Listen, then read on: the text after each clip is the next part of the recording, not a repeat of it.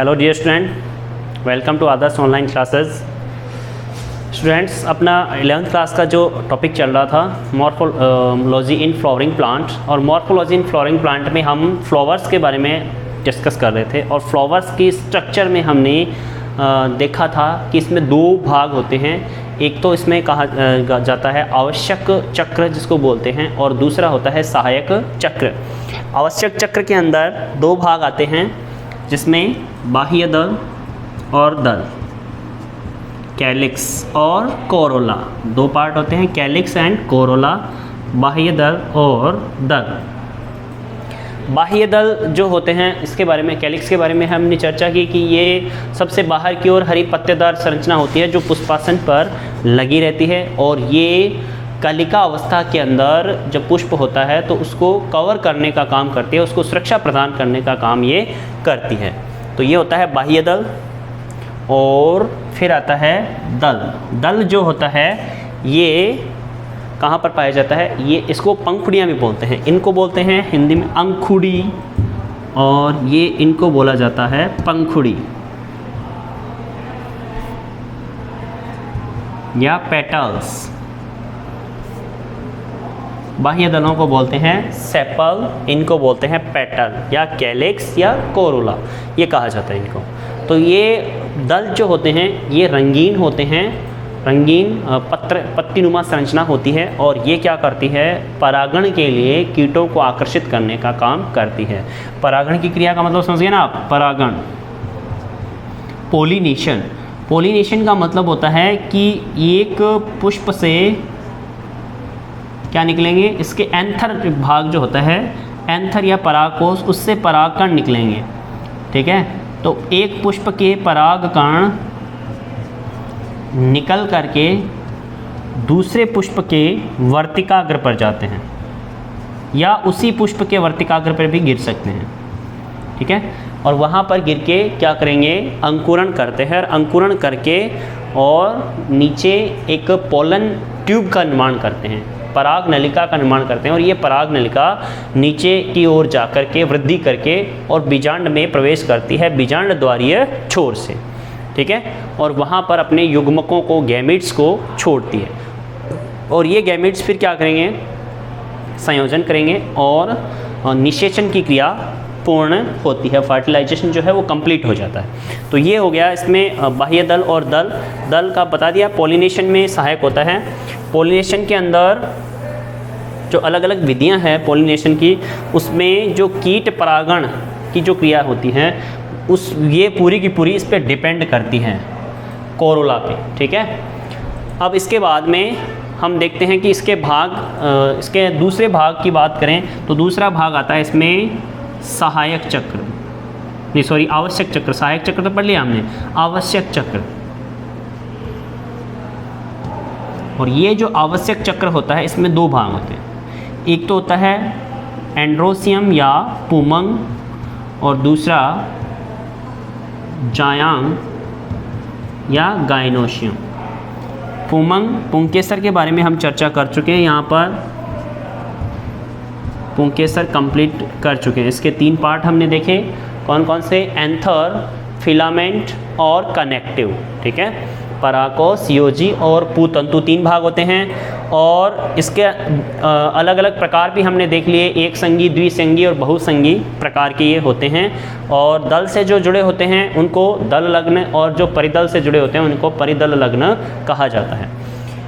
फिर दूसरा पार्ट आता है अपना अगला, जिसका नाम है जायांग या गाइनोशियम, और इसकी एक इकाई क्या कहलाती है? स्त्री केसर कहलाती है।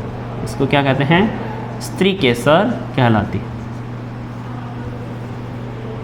और ये जो स्त्री केसर जो होती है इसके भी कितने भाग होते हैं? 3 भाग होते हैं। सबसे ऊपर का जो भाग है उसको बोलते हैं स्टिग्मा या वर्तिकाग्र, नीचे स्टाइल या वर्तिका,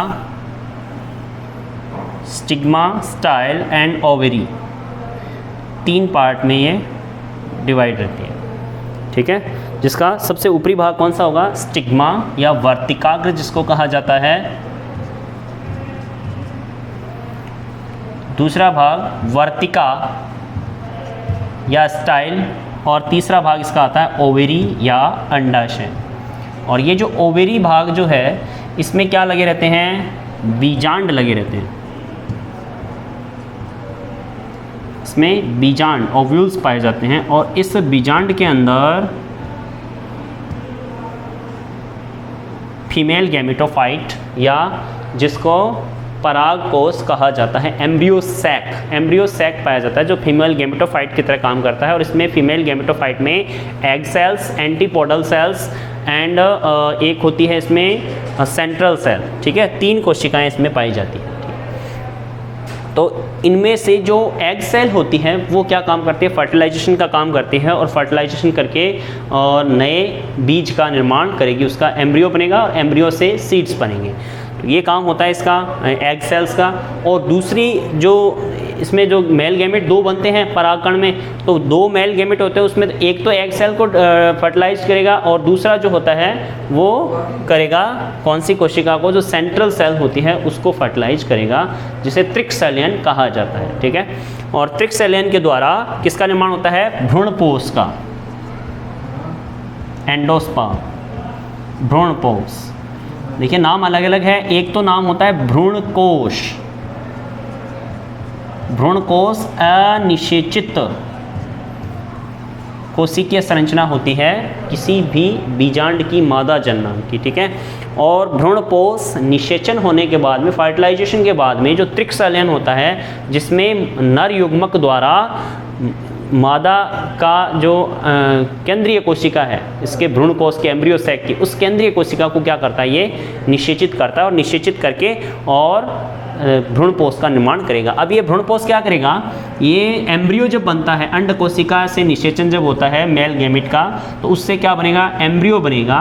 पहले जाइगोट बनता है 2n और उसके बाद में उससे एम्ब्रियो बनता है। उस एम्ब्रियो को क्या करता है, पोषण प्रदान करने का काम किसका होता है, भ्रूणपोष का। बाद में ये हाशित हो जाते हैं, ठीक है। तो ये भ्रूणपोष है, वो भ्रूण को क्या करते हैं, पोषण प्रदान करने का काम करते हैं। ये हो गए इसके 3 भाग। कौन सा, वर्तिका, वर्तिकाग्र और अंडाशय। वर्तिका क्या काम करती है पता ही आपको, वर्तिका परागण के समय, पोलिनेशन के टाइम में पराग कणों को ग्रहण करने का काम करती है। और वर्तिका जो होती है उसमें से यह एक नलिकानुमा संरचना होती है, ट्यूब लाइक स्ट्रक्चर है। इसके अंदर पोलन ट्यूब जो है वो ग्रो करती है नीचे की ओर, ठीक है। और सबसे नीचे जो ओवरी पाई जाती है वो उसमें प्रवेश कर जाती है, ठीक। ये होते हैं इसके 3 पार्ट। अब उसके बाद में हमने देखा कि इसके अंदर एक भाग होता है जिसमें ये बीजांड लगे रहते हैं, जिन्हें क्या कहा जाता है, बीजांडासन कहा जाता है। और उस बीजांडासन पर क्या लगे रहते हैं, बीजांड लगे रहते हैं। और बीजांड की स्थिति जो होती है, यदि ये जुड़े हुए हैं आपस में बीजांड जो है वो, तब तो उन्हें क्या कहेंगे, युक्तांडपी कहेंगे ऐसे बीजांड को। और जिसमें अलग अलग होते हैं इनको वियुक्तांडपी या एपोकार्पस कहा जाता है। ये तो हो गई बात बीजांड की। अब इसके बाद में बीजांड की व्यवस्था जो है उसके अंदर, ये तो जुड़ने के आधार पर था, हम आपस में जुड़ते हैं या नहीं जुड़ते हैं उसके आधार पर। और ये यहाँ पर देखते हैं हम इसकी किस प्रकार से ये बीजांडासन पर लगे रहते हैं, तो उनके लगने के क्रम के आधार पर इसको विभाजित किया गया है। तो इसमें बीजांड न्यास जो है वो कितने प्रकार का यहाँ पर दिखाया गया है आपके। इसमें एक तो होता है सीमांत, एक स्तंभीय, एक भित्तीय, एक आधारीय, एक केंद्रीय होता है और एक मुक्त स्तंभीय प्रकार का होता है। इस प्रकार से इसमें 6 प्रकार के बीजांड न्यास है वो आपको देखने को मिलेंगे। कितने प्रकार के होते हैं, 6 प्रकार के बीजांड न्यास आपको देखने को यहाँ पर मिलते हैं। तो सबसे पहले बात करते हैं हम सीमांत की। सीमांत के अंदर क्या होता है, सीमांत के अंदर यहाँ पर सबसे आखिर में ये लगे रहते हैं, एक ही इसमें बीजांड न्यास होता है। बीजांडासन पर बीजांड जो है वो एक ही लगे रहते हैं और अंत में लगे रहते हैं। कहाँ पे लगे रहते हैं, सबसे अंत में लगे रहते हैं। तो यहाँ पर देखिए किनारे पर लगे रहेंगे, ये एकांडपी होते हैं। ऐसे बीजांड क्या होते हैं, एकांडपी होते हैं। इनमें अंडकों की संख्या क्या होती है, 1 होती है। और ये इसका जो सिरा है बीजांडासन का, उस सिरे से एक ही बीजांड है वो जुड़ा रहता है, ठीक है। तो ये प्रत्येक भाग अलग अलग जो है बीजांड लगे हुए हैं, लेकिन एक ही बीजांड एक बीजांडासन पर लगा रहता है। इस प्रकार का जो बीजांड न्यास होता है उसे क्या कहा जाता है? इस प्रकार के बीजांड न्यास को सीमांत कहा जाता है। क्या कहा जाता है? सीमांत कहा जाता है। फिर दूसरा आता है आपके सीमांत के बाद में स्तंभीय। तो सीमांत में देखिए यहाँ पर क्या होता है, अंडाशय के अधर सीवन के साथ कटक बनाता है। देखिए अधर सीवन का मतलब समझ गए ना, सीवन का मतलब होता है इसका जॉइंट। जो फ्रूट होता है, फल होता है, जैसे फली, आप फली देखते हो तो फली के अंदर इसमें दो जॉइंट होते हैं। तो आप दो भाग देखते हो इसमें, एक तो ऊपर की ओर एक नीचे की ओर। तो अधर किसको मानेंगे? जहाँ से इसके जो सीड्स होते हैं वो जॉइंटेड रहते हैं जिस सीवन के द्वारा। तो इसमें ये अधर सीवन जो होता है उसके ऊपर जहाँ से ये बीज है वो जुड़े रहते हैं, और इस पर क्या होता है, एक ही बीजांड है वो जुड़ा रहेगा इस भाग में। तो इस प्रकार का क्या कहलाएगा? सीमांत कहलाता है। क्या कहलाता है? सीमांत बीजांड न्यास है वो कहलाएगा। ठीक है। तो दूसरा आता है आपके स्तंभीय बीजांड न्यास। स्तंभीय में क्या होता है, देखिए ये सीमांत जो होता है इसमें आपको देख रहे हो, फली से देखते ही आपको पता लग गया होगा कि किस में पाया जाता है। ये पाया जाता है मटर के अंदर। कौन सा? मटर वाले भाग के अंदर पाया जाता है। दूसरा भाग इसमें आता है स्तंभीय। स्तंभीय के अंदर देखिए इसमें बीजांडासन जो होता है वो इसमें विभाजित हो जाता है और बीच में किसका निर्माण होता है? स्तंभों का निर्माण हो जाता है यहाँ पर। और यहाँ से इन स्तंभों पर क्या जुड़ जाते हैं? बीजांड है वो संयुक्त हो जाते हैं। एक अक्ष का निर्माण हो जाएगा और इस अक्ष से क्या जुड़ेंगे? बीजांड जुड़ जाते हैं। ठीक है। तो इस प्रकार का जो बीजांड न्यास है वो क्या कहलाता है? स्तंभीय बीजांड न्यास कहलाता है। कौन सा आता है? स्तंभीय बीजांड न्यास कहलाता है। ठीक है। और इसका उदाहरण क्या है? गुड़हल का जो पादप होता है वो स्तंभीय बीजांड न्यास इसका एग्जाम्पल होता है। ठीक है। किसमें? गुड़हल के पौधे के अंदर किस प्रकार का होता है? स्तंभीय प्रकार का होता है। फिर अगला आता है तीसरा, हम देखें भित्तीय प्रकार का। ठीक है। कौन सा?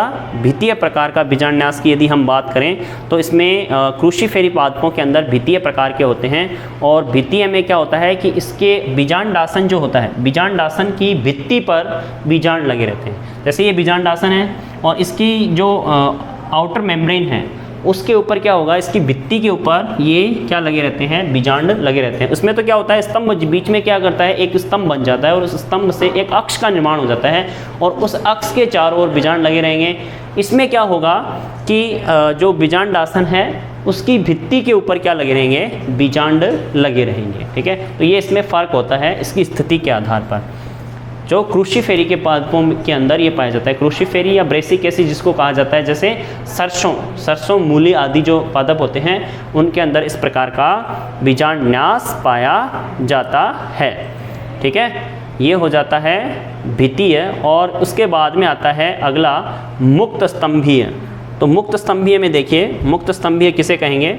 मुक्त स्तंभीय का मतलब इसमें देखिए स्तंभीय की तरह ही होता है, लेकिन यहाँ पर ये बीच वाले अक्ष से ये जुड़ते हैं, लेकिन यहाँ पर ये जैसे उसमें स्तंभ बन रहे थे, इसमें स्तंभों का निर्माण यहाँ नहीं होता। ये बीच में से डिवाइड नहीं होते और बीच में क्या है, ऐसे स्तंभ नहीं बनेंगे। ठीक है। सीधा का सीधा बिना अक्ष के ही ये बीजांड है वो इसके साथ में लगे रहते हैं बीजांडासन पर। ठीक है ना। तो ये हो गया किस प्रकार का? मुक्त स्तंभीय प्रकार का है। तो स्तंभीय ही, लेकिन ये मुक्त रूप से पाया जाता है, अलग ही खुला पाया जाता है, बिना किसी आधार के या किसी अक्ष के। अब अगला आता है आधारीय। आधारीय में देखिए, आधारीय का उदाहरण है सूरजमुखी, गेंदा, इनके अंदर पाया जाता है। और इसमें ये बीजांडासन का जो आधार भाग है, ये बीजांडासन है और बीजांडासन के आधार भाग से यहाँ पर ये निकलता है। ठीक है। तो इस प्रकार का जो बीजांड न्यास है वो क्या कहलाता है? आधारीय कहलाता है। और मुक्त स्तंभीय में प्रिमरोज और डायंथस है वो कहलाएगा, उसके अंदर पाया जाता है। फिर अगला आता है, अगला पार्ट देखिए हमने कौन कौन से पार्ट पढ़ लिए? स्टेम, रूट, फ्लावर, ये 3 चीज़ें हैं वो कंप्लीट कर ली, और लीफ भी आ गई, इसमें 4 चीज़ें हो गई, सॉरी।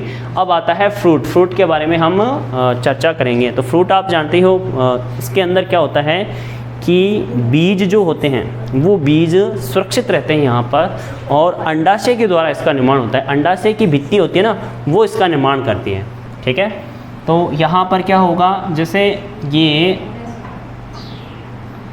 स्टिग्मा और स्टाइल है वो नीचे की ओर ओवरी का निर्माण करते हैं, फूला हुआ भाग। इस ओवरी के अंदर जो बीजांड होता है, उस बीजांड में क्या लगी रहती हैं, अंड कोशिकाएं। अंड कोशिकाएं निषेचित होकर के क्या बनाएगी, भ्रूण बनाएगी, और जो केंद्रीय कोशिका है वो किसका निर्माण करेगी, निषेचित होकर भ्रूण कोश का निर्माण करेगी, भ्रूण कोश का, सॉरी। और इसके चारों ओर ये जो बीजांड की भित्तियाँ पाई जाती है, किसकी, बीजांड की, ये बीजांड की भित्तियाँ क्या करेगी, फल भित्ति का निर्माण करेगी, या अंडाशय की भित्ति, सॉरी अंडाशय की भित्ति कहेंगे। बीजांड की भित्तियाँ जो होती है अध्यावरण, उससे सीड कोट बनते हैं, यानी बीज चोल का निर्माण होता है। लेकिन अंडाशय की भित्तियाँ जो होती हैं, ये अंडाशय की भित्तियाँ फल भित्ति का निर्माण करती हैं। क्या करेगी, फल भित्ति का निर्माण करती है, यानी अंडाशय है वो फल में कन्वर्ट हो जाता है। तो ये फल बनता है जिसके केंद्र में क्या होता है, बीज पाए जाते हैं। अब देखिए कुछ पादपों के अंदर है ना, फल है वो बिना निषेचन के ही क्या हो जाते हैं, विकसित हो जाते हैं, ठीक है। ऐसे फल क्या कहलाते हैं, इनको पार्थेनो, इस प्रोसेस को क्या कहते हैं, अनिषेक फलन या पार्थेनोकार्पी कहा जाता है। जैसे अंगूर के अंदर इस प्रकार का पाया जाता है, तो इसमें अनिषेक फलन होता है। ऐसे फल भी क्या कहलाएंगे, अनिषेकी कहलाते हैं। क्या कहलाते हैं, अनिषेकी कहलाते हैं। अब देखिए इसमें क्या होता है, 3 भित्तियाँ पाई जाती हैं। कौन कौन सी, बाह्य फल भित्ति, मध्य फल भित्ति और अंतः फल भित्ति, ठीक है। तो एक तो होती है एक्सोकार्प, मीसोकार्प और एंडोकार्प। 3 भित्तियाँ होती हैं, कौन कौन सी, एक तो होती है एक्सोकार्प, एक्सोकार्प या इसको बोलते हैं बाह्य फल भित्ति।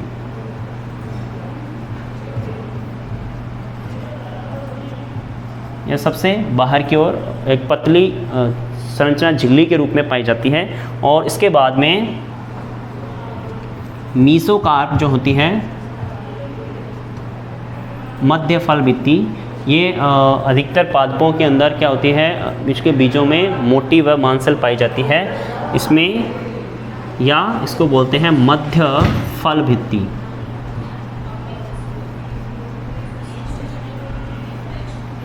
और तीसरा भाग आता है इसमें एंडोकार्प। क्या कहा जाता है, एंडोकार्प, एंडोकार्प या अंतःफल भित्ति।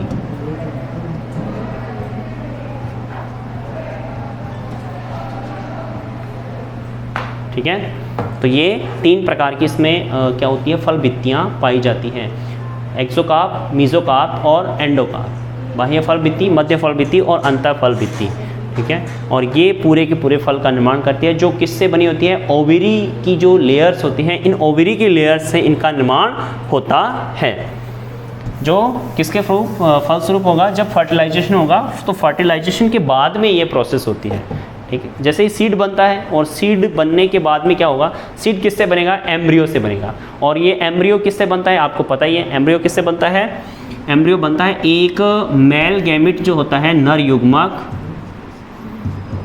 नर युग्मक परागकण में 2 बनते हैं। परागकण के अंदर यदि पोलन की संरचना में देखें तो परागकण में 2 सेल बनेगी। एक तो बनती है